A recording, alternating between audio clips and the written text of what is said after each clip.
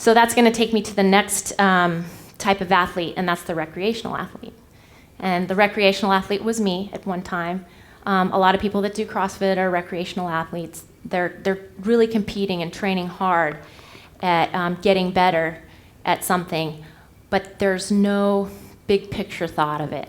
I see a lot of people, even with weightlifting and all these sports that people are able to get into at midlife, people are going crazy with it.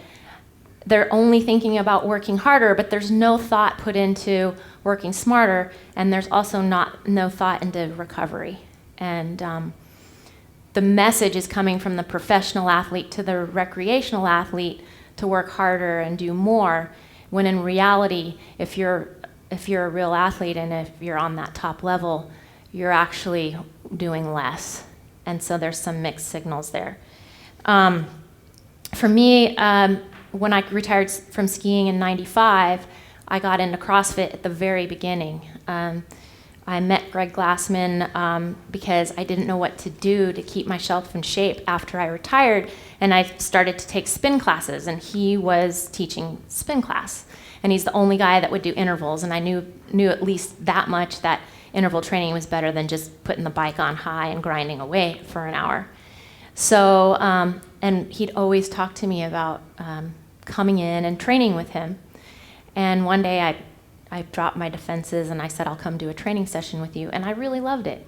I really liked it. We did some gymnastics, we did some lunges, we did some squats, we did toes to bar, which looked completely different than what I've seen toes to bar look like these days. It was straight legs, pointed toes, slow toes to bar. And so I was there at the beginning, and I saw the beginning of CrossFit and did it for a long time. And I kind of got into that era where they started to get, Murph started coming in there, some of these long nutso workout. The workout Eva, I have nothing to do with, just to qualify that. I would never program that.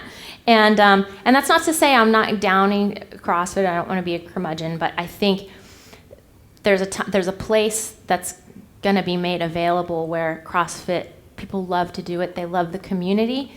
And there's going to have to be some critical thinking and some a plan so that people can continue to do it safely. Because I think the way we're going now, people are doing it and they're not looking far enough into the future that what the consequences might be of the fun and the community that they're having at the moment. They're not thinking too far ahead, thinking, where are my joints going to be in 10, 20, and 30 years? And more importantly than that, the coaches that are coaching it don't have that in mind. It's just like, we're working for today, and that's all we're going to think about today, and then tomorrow we don't even know what the programming is. And I think that there's a place for an upgrade there.